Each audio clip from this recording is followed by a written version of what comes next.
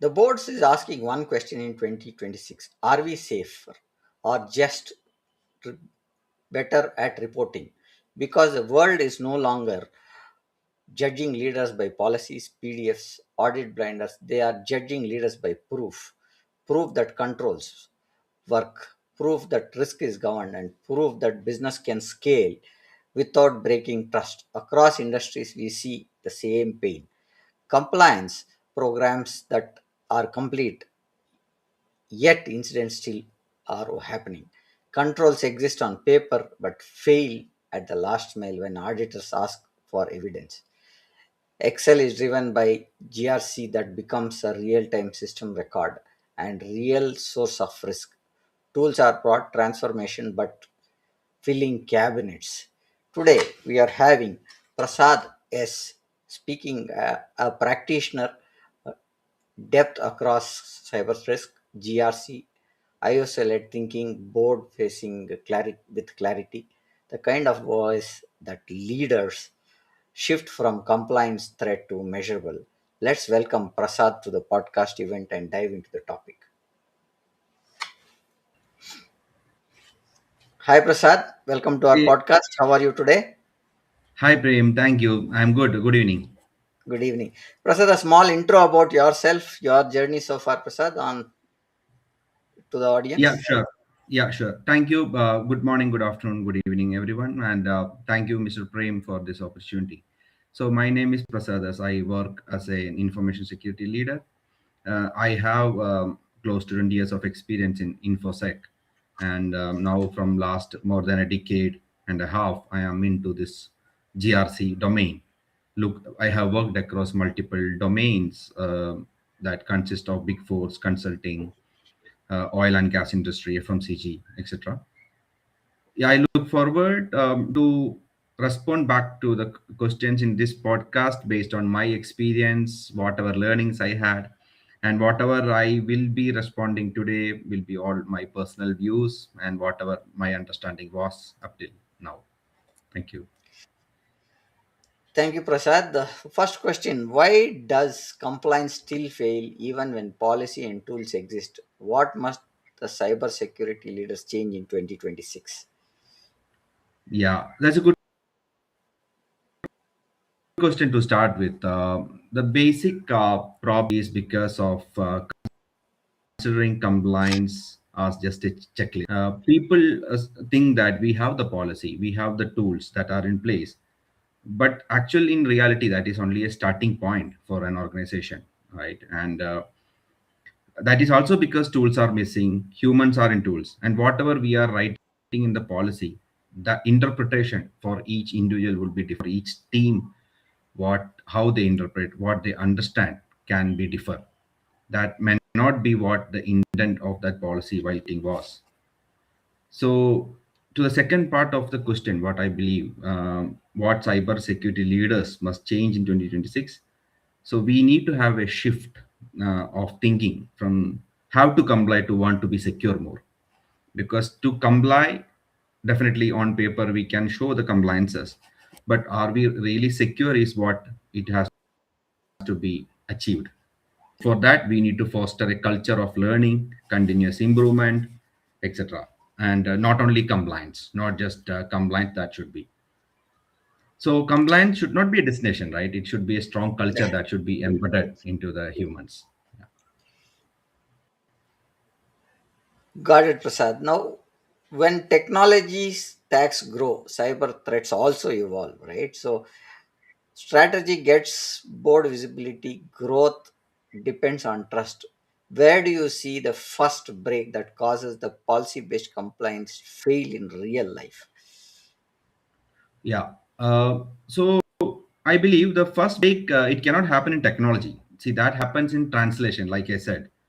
Hmm. You have a board, a policy, and a generic language that are in. But if you have to deliver it, then definitely people may tend to bypass it. That is how first break will happen. And if the cybersecurity comes without considering the business perspective, then they will tend to bypass it without providing a safe alternatives. So cybersecurity should go hand in hand with the business expectations. And then, if I would say that when someone has to be between a rule and getting work done, then cybersecurity there should be to help both to grow.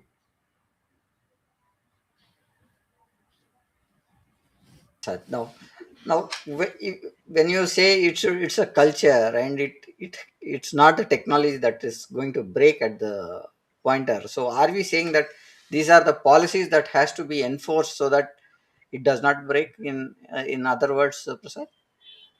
No, see, for example, we have a least privilege.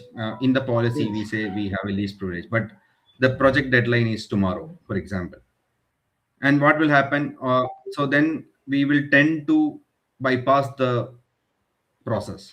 So that is Okay. because that is where we are saying technology is not getting failed. It is what how it get translated and what the people understanding is. How you foster a culture about security, and what are the safe alternate that provides, even though we try to provide a secure organization, but at the same time how that goes hand in hand with the business. Okay. Got it. Prasad, if I had to choose more policies, more tools, or more evidence discipline, what actually reduces risk and accelerate growth, and why? Yeah, because policy will tell should happen, right? And tools will tell Hmm. what could happen, and evidence which shows that what is actually happening. So Okay. all the organization will have enough policy and plenty of tool, but what should happen, whether that controls are working in day to day life, that is very Hmm. important.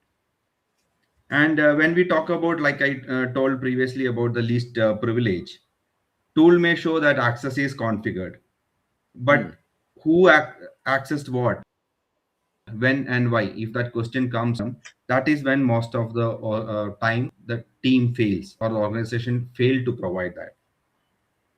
So it would be, I think, in 2026, it would not be a policy or tools. With most policies or tools, that would be the ones that can prove actually the security. We should prove that we need to have a proper security foster culture in place.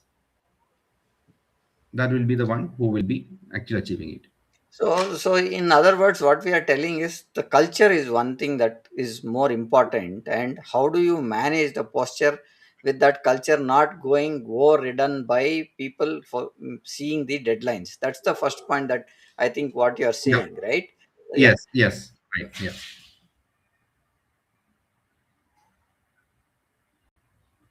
What is the difference between having a control and proving controls? What and why does uh, the board decide on trust?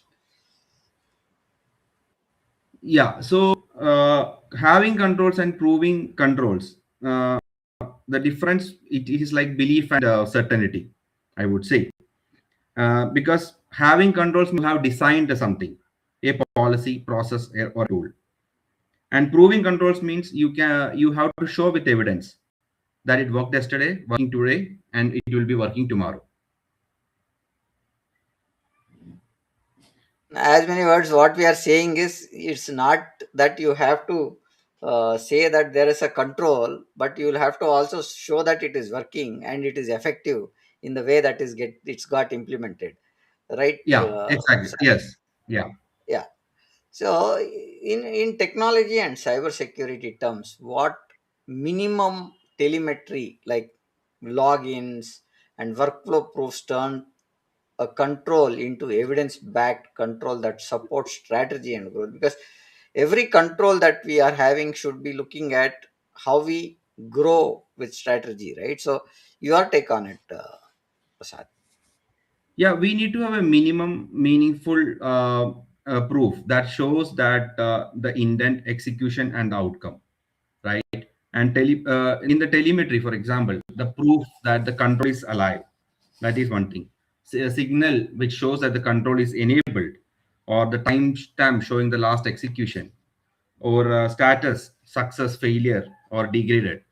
An example of telemetry, if I say. So what we need to have is minimum bar for security. Do we have controls? It will be, can we prove they operated, detected, and draw the right decision?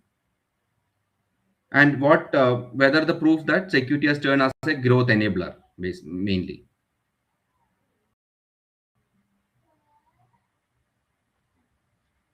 Now, what's the most common control illusion you see? Something leaders believe in working until the it is uh, an audit or an incident that proves it isn't working. So, your take on it, sir. Yeah, so leaders genuinely believe, for example, if there is a policy, an IIM and an or an IIM tool or a dashboard that looks green, and those dashboard usually show configuration, but it doesn't show a behavior. So I would Hmm. like to take a three-layer proof. For example, we will have a design effectiveness or an operational effectiveness and the repeatability, right? And the design effectiveness, basically we can put across whatever we want, but what major thing is the operational effectiveness, whether it can be operated and whether the evidence that can be repeated. So that is important. Got it, Prasad. So, what we are saying is there is a proof that it should be a design that is documented, an operational efficiency Yes. that is performed and shown, right, and repeatedly measured, mentioning how frameworks are shifting towards governance while measurable outcomes like are referred like your NIST CSF 2.0, which Yeah. strengthens your governance, right? So a control you cannot prove is just a belief is what we are saying, right? So that's the Correct. point that we want to look at. Now, why again this we have discussed earlier also in our question, because the first pointer that we see is we see Excel is quite becoming the biggest risk in modern GRC, right? And what should it replace without slowing down the business? Is there anything that you can think of about it, Prasad? Yeah, so it was, yeah, if you talk about Excel, right, it was never designed to be a system of record, right? But yet we treat it Hmm. like one, especially in the GRC arena. That there are examples because there won't be no real audit trail, no live telemetry, no enforced accountability. And Excel doesn't fail security because it hides its failure until it is too late. That is what I would say. And we also, I don't think we should stop the Excel or we are trying to kill the Excel, but we have to move from spreadsheet to system that must prove continuously at business speed. So what you are saying is Excel at the moment is one tool which can be, maybe it has version conflicts or some overrides which can spoil the data, is what we are saying is one pointer. And you can also have some code be placed inside Excel so that it becomes an attack surface by itself, right? So that's the point that we are talking about when we talk about Excel, is what I understand. Now, from technology and cybersecurity lens, what risks do spreadsheets create in access control, evidence integrity, and strategic decision making, especially growth, scale, teams, and vendors? Yeah, because yeah, like you said, spreadsheets create risk because they sit at the intersection of access, evidence, and decision. Correct, but they were never designed to for the security or verify or governance of any of those, like we discussed earlier. And if you see for real world problems, former employees or vendor still have an edit access, for example, no strong linkage between identity, role, and approval, and there can be no traceable authorization. So all this can cause for this one, especially. And integrity risk, proof can be damaged, changed without a trace. That is another risk what I foresee in the Excel. Audit trail risk, decision risk, I can think of on that. Okay.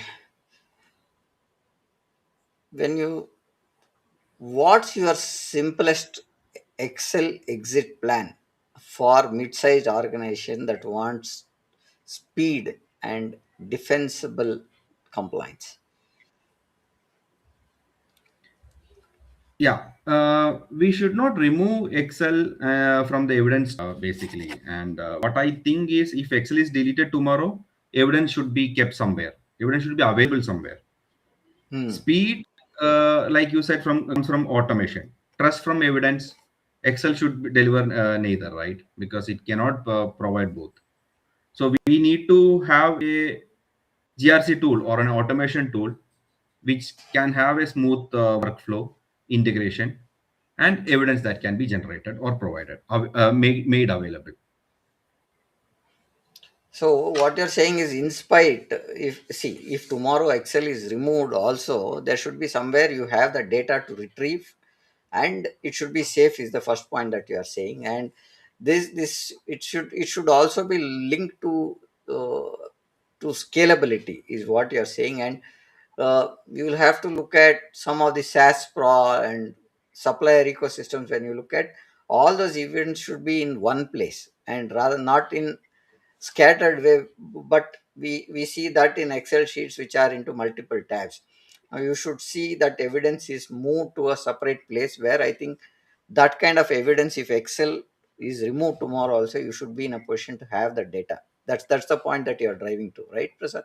Yeah, yeah, exactly. And we are saying that we need to have a lightweight overflow, then the Hmm. evidence repository that should have, and control testing cadence, if that can be provided, and slowly that shall mature into an integrated GRC platform. Got it. In 2026, what do auditors really look for, and what do they look across tech, cyberspace, growth, and strategy? What is that they look at? I believe in 2026, auditors are not at all interested to look by the volumes. So they may not be caring about how many policies you have, how thick your reports are, or expensive your reports looks like. What basically they looks is whether the controls actually worked consistent over time, like we talked about it, the repeatability, whether we are able to provide the evidence that were provided previously, the similar one, because that is what we are showing, that we have a process of in place that is getting operated basis. So if we can provide the evidence as it is, then that is what looking for. Auditors are more interested. Okay, so it is more of a proof that they are looking, and that's where they want to see how the control effectiveness is there, and how do you prove that effectiveness, right? That's the point that they are looking at. Now, Yes. when your tech stack is complex and the cyber threats are constant, what evidence patterns create intermediate audit confidence, and which beautiful documents get ignored?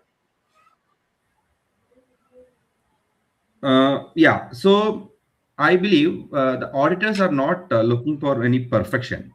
They are looking for the patterns that getting generated, right? Patterns that shows that controls are getting operated continuously, failures are noticed quickly, and decisions are owned repeatable. And when they see that confidence forms almost immediately, which means that consistency over time, like we said, the same control producing similar every month, then that is what they are looking for, and they should be good with it. If leaders could just fix one, okay, habit before an audit to protect growth and broad credibility, what should it be? The quick response would be stop accepting green without asking for a proof, just looking at the Okay. compliance dashboard. And Mhm. if they see that everything looks green, definitely there should be more drill down to it. they should able to go in detail and understand what exactly it looks like, right? Because there should be issues, there can be exceptions, there are certain cases we lack failure also. Yeah, it is not always has to be a green. So auditors should be able to judge how confident that we sound, how the teams are, they need to able to understand whether we are operating. So then that is the quick success, I feel. Controls versus evidence, right? Where do teams actually fail or struggle, and how should the leader operationalize that into a system, so that they don't miss the gap? So when we started, we also we spoke about where we said is it is not the policy that is there, but people tend to override or see deadlines and pass, right? So how do you make this as a system, Prasad? Yeah, I it teams don't struggle with controls, right? They struggle with operationalizing evidences and Hmm. proving their work continuously across people, tools, and times. That is where things breaks. Controls are designed once. See, like I said, design effectiveness, we can do that at once. But the problem is evidence is needed forever. We need to Hmm. have an operational effectiveness, and it has to be consistent over time. So the evidence leaving outside the controls, because evidence should be there, that has to be existing. That is only when there is an operation happening. Okay. Now, how do we design technology workflows so that evidence is generated by default? Because we cannot go and create another evidence after we have the implementation design implemented. And cyber risk is reduced, strategy is measurable, and growth does not require heroic every quarter, because every quarter you will have to give that kind of a report saying that this is what we did it great, this and that. So how do you look at this piece, Prasad? Yeah, the quick answer would be that evidence is generated by default by making proof a side effect of normal work and not a separate compliance task as such. And right operational thing, right? Like I said, evidence should automatically exist without screenshot reminders or heroics, like what you said. And they make evidence unavoidable, right? Hmm. And yeah, so I think evidence is default, risk is measurable, and growth is getting in the best possible way. So what you are saying is people don't struggle how to run a control, right? So map that struggle points. When we see unclear things are there, evidence is scattered somewhere, and you have to see and bring that evidence back, right? So manual screenshots, what you said, is not required when you automate and you bring that uh, system. It's part of the system where a design is implemented so that the evidence also is collected, giving a simple operatable model is what you are saying, right? Now evidence is not scramble, it is a supply chain kind of an activity that you are talking about, right? So, Yeah, not only that, and we do not need to have it as a separate compliance task for the sake of generating as an evidence.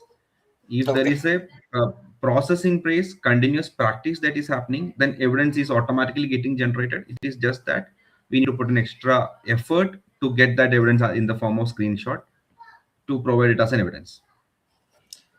Now what metrics or signals in technology and cybersecurity prove operating effectiveness, support strategy reviews, and protect growth outcomes, sales, uptime, and even customer trust?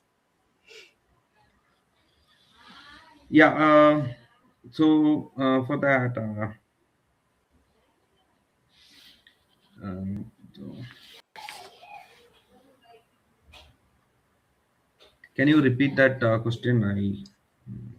So, what metrics or signals in technology, cyberspace provide or prove operating efficiency, support strategy reviews, and protect growth outcomes like sales, uptime, and customer trust? Yeah, so the metrics that prove controls are operating, decisions are timely, or stays proportional as the business grows is control health signal. For example, control coverage percentage, percentage of critical system that is getting continuously covered, and control drift detected versus drift fixed, basically. That can be one aspect. Decision and response signal, like we talk about mean time to detect, mean time to remediate, etc., right? Hmm. And scale and resilience signals, or we can also talk about metrics that directly protect growth outcomes, uptime and reliability. And Hmm. one more major thing is customer and regular trust, that can also be. And repeated audit findings, or unknown risk, this all can be a thing.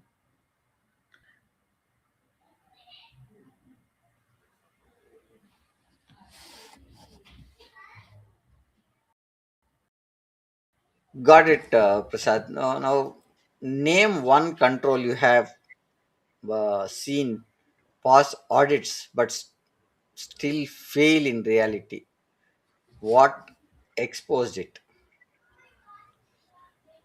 Major one would be about user access review that comes Okay. for everyone, right? And Hmm. though we talk about, and another one can be about patch management, SLA, because this all looks green in terms, but we tend to forget about what are the exception that is being taken for the patch SLA. For example, if everything is 100%, maybe that including the exception, and that exception has been overlooked, then that can be a problem. And user access review is the and or else we can talk about phishing resilience, vendor risk management. All this can be a good example. Now, coming to the next point, name control applicability. What's truly in scope, right? And what is nice? And how do we prevent over control that kills speed? So control applicability breaks down when organization confuse coverage with control. Okay. uh, Controls that protect business outcomes. For example, some controls are should be tied to crown jewel system, privilege access, Hmm. external trust boundaries, etc., right? Or else, if we apply and rigor everywhere, then that can be a problem. It has to be tied back to the business outcome, business, or like I said, crown jewel assets. What is the value of those assets? Then that has to be mapped to a control. Okay. So what you're saying is you cannot tightly couple something to another piece and say this is a control. You should be looked at how effective that control is there, right? So that is what you're saying. Now coming to next point, how do you tie a technology asset and cyber threats to strategy and growth so you apply the right controls to the right risks without drowning in teams? That can only be achieved if we stop the security conversation at systems and and restart it with the business outcome. That is when it can be, because classify asset with the business dependency. Like I said, Hmm. previous example, like crown jewels, what it would be: growth critical, operational, or a support. Map the threats against the actual strategy. That Hmm. will help. Okay. Got it. We can Now, what also you're talk saying, about controls or where risk meets impact, or hmm, produce evidence automatically. All this can be tied back to that controls. yeah, okay. Now, how many controls do you really need, right? So, see, if you look at is there a measurable number that we can have so many controls, and how do we build autonomy of an audit-ready organization that can scale? No, it is not about the number of controls, right? It is about how well process we documented, whether this has been tied back to the assets based on the business strategy, etc. That is when you are really succeeding it. And in 2026, I also believe that having, like we said earlier, having more policy or more number of control, that doesn't say that that is mature. It is about what strategy we adopt. Are we aligned with the business strategies? Are we really meeting the risk rigor, etc.? That is when we are succeeding. Got it, Prasad. Now, if you had a design with minimal viable control set across technology, cybersecurity, what is non-negotiable?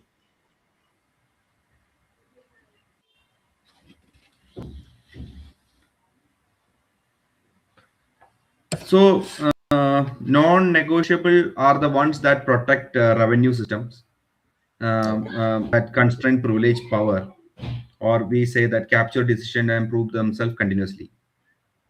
Everything else can be optional, right? The minimum viable control set, I believe, would be privilege access, the first one, and definitely. And then we need to have change and configuration control, then telemetry and logging that we actually leave, Okay. incident exception response workflow that we need to Mm-hmm. think about it. Okay. Risk acceptance, decision governance, and yeah, we if we think louder, then more things will come, like vendor and external access control, and Okay. definitely executive leadership roll up. That is very important in Mm. today's world. So you need to have a buy-in from the leadership also when we get those kind of commitments done. Uh, what does an audit-ready organization do weekly that struggling organizations only do annually? Because gone are those days when you had this yearly audits, right? Now it is continuous audit, continuous monitoring, continuous threat analysis, continuous Yeah. incident response, and all these things. So how do you look at an organization which is audit ready, which they do weekly? So audit ready don't prepare for audits, right? Because it operates as if the audit is always Okay. happening and it is always watching. Audit ready review evidence weekly, and it is not like when the audit is approaching, or the monthly or a quarterly basis. It has to be a continuous process that should be in place for that organization, and they have to review the control signals, and not only the documents. The Hmm. loop on decisions. They has to validate the ownership, and they also need Okay. to look for the patterns, not perfection. So your pointer is that they have to review, monitor, like continuously, and vendor oversight on a regular basis, because vendor also can bring some of the systems that are attached to our systems, which can be a challenge for us to run, right? So that is what we are saying. Now, why do audits fail, right, at the last mile, and how should leaders redesign the uh, operating rhythm to protect both trust, brand value, and revenue? Yeah, so that audit fails in the last mile. It is not. It is because of the evidence, ownership, or decisions that drift away from the daily operations. That can be one of the basic thing that is happening, because they are getting drift, and it is not about technical failure, right? It is about the operational failure that is happening. Evidence is getting reconstructed instead of generated, for example, or ownership is assumed and it is not verified, Hmm. uh, and exceptions quietly overstay. So all this can hamper to add to this. That is what I. And Okay. everything looks fine on the paper or on the evidence until there is a follow-up question from the auditor. That is when there is a problem.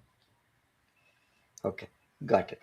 Now, in heavy tech environments, the last mile breakdowns, like you are talking about identity, then we are talking about vendor management, then we are talking about change management and logging, create cyber risk and strategic exposure that impacts growth.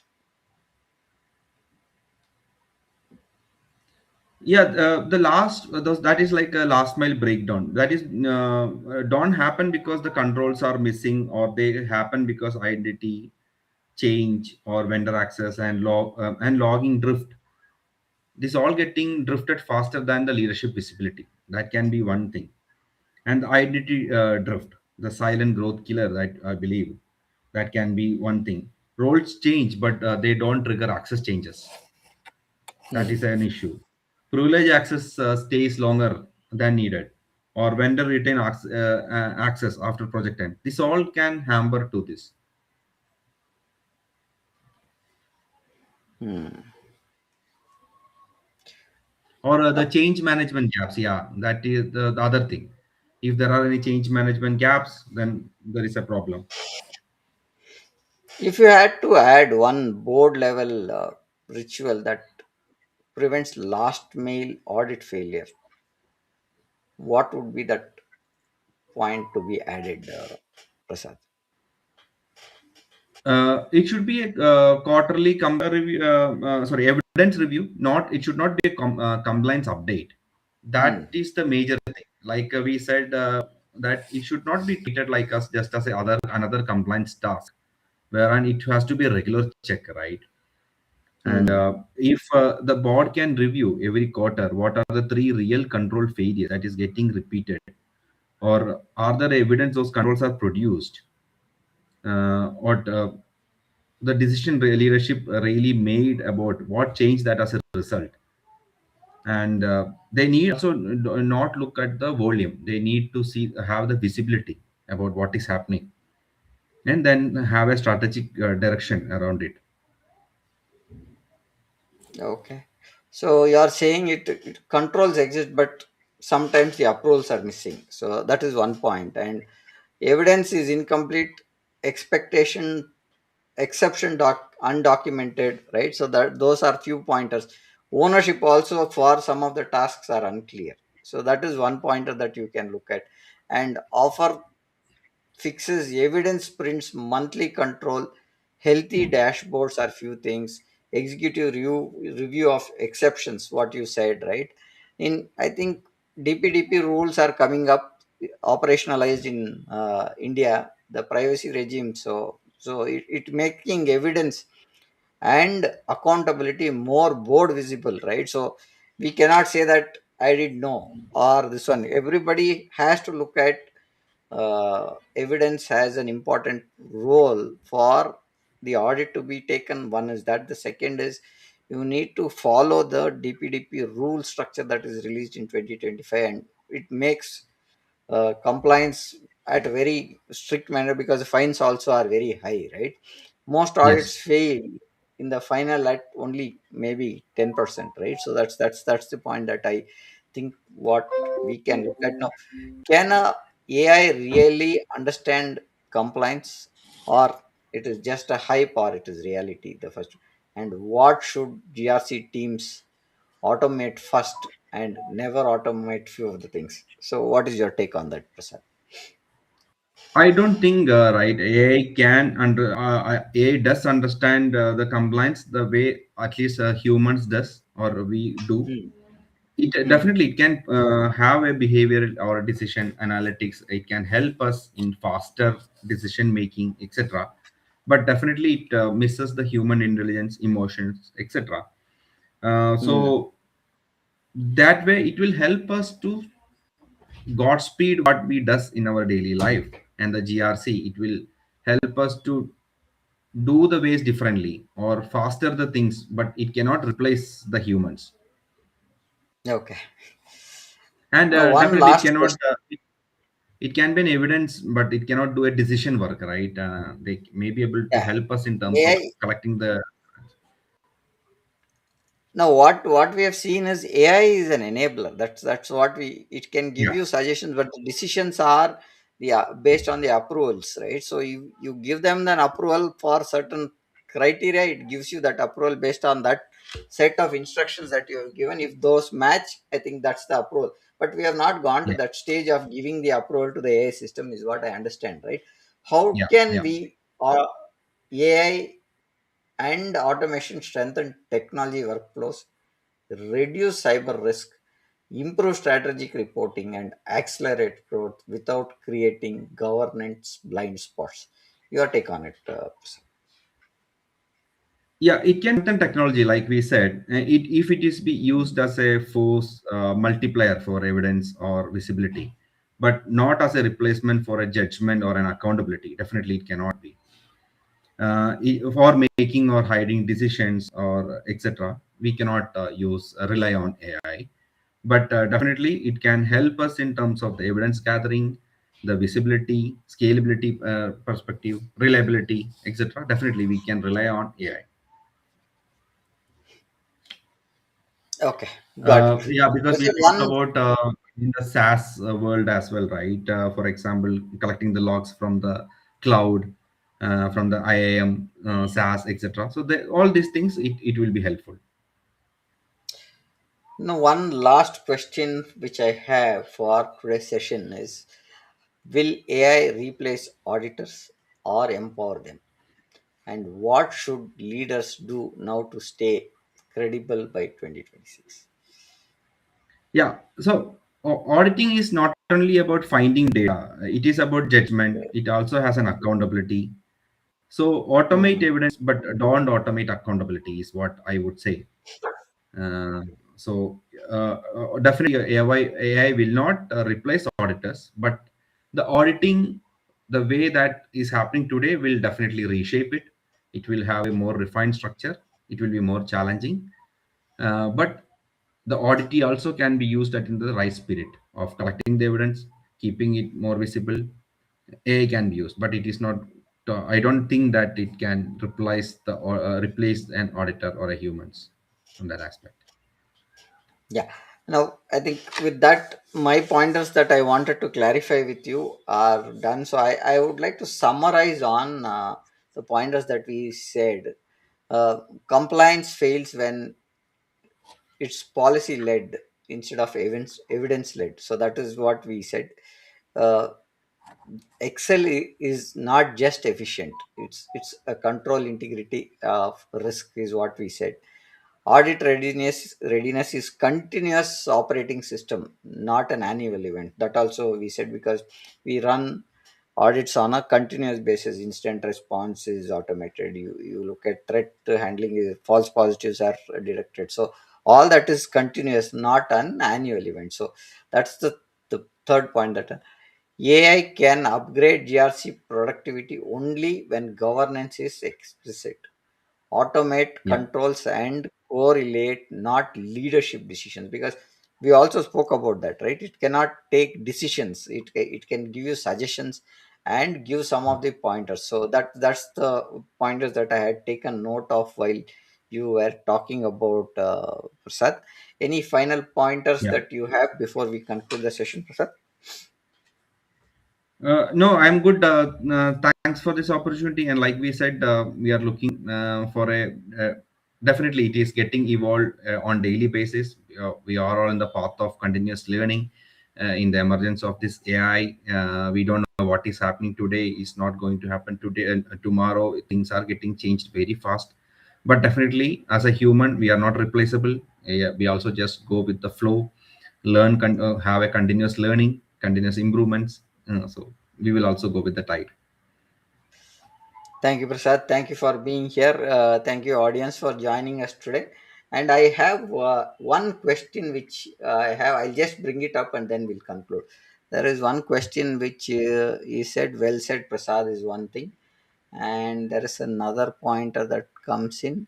Thank you. Very insightful. These are the two pointers that we have got on the questions from the audience. Thank you, audience, for joining and sharing your questions. And with this, we would like to conclude our show for today, and we'll meet for a new topic next Tuesday again. Thank you, Prasad. Thank you, everyone. Thank you.